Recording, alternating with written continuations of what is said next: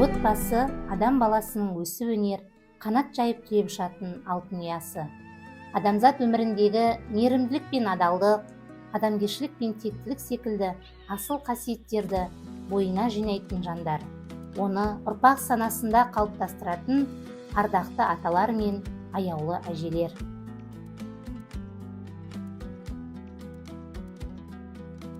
Отағасы, мінекей осы күнге жеткергеніне шүкір, немере көрдік, немереден шөбере көрдік. Бақытты отбасылардың біріміз. Құдайға шүкір ғой, Алланың бергеніне шүкір айтып. Балдарымыз өсіп өніп жатырды. Біреуі садикке барып, оқуды бітіріп жатырды. Ел тыныштықта жұрт барады. Шүкірім, келдің бе? Келдің бе балам? Бақшадан келдің бе? Бақшада не үйреттің? Не үйреніп келдің? Бақшадан келдім мен. Тақпаққа айттымыз.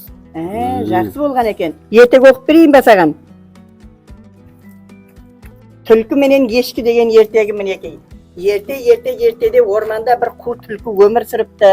Бір күні түлкі жүгіріп келе жатып, абайсызда терең апанға түсіп кетіпті.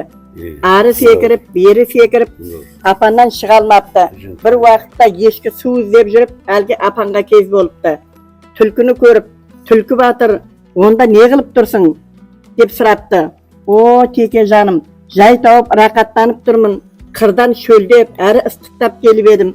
Апанның іші салқын, әрі түбінде тып-тынық суы бар екен депті. Бұны естіп ешкі, мен де салқындайын, әрі су ішейін деп, апанға секіріп түсіп кетіпті.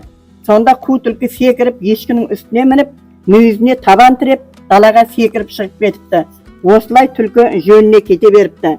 Өтірікке алданба, басың бәлеге душар болар деген сөз осыдан қалыпты. Менің айтып берген ертегім ұнады ма саған? Иә. Жарайсың балам. Атаңдау не? Домбыра ғой, қазақтың домбырасы кәдімгі, қазақтың абыройын көтерді. Өлең айтып берейін бе саған?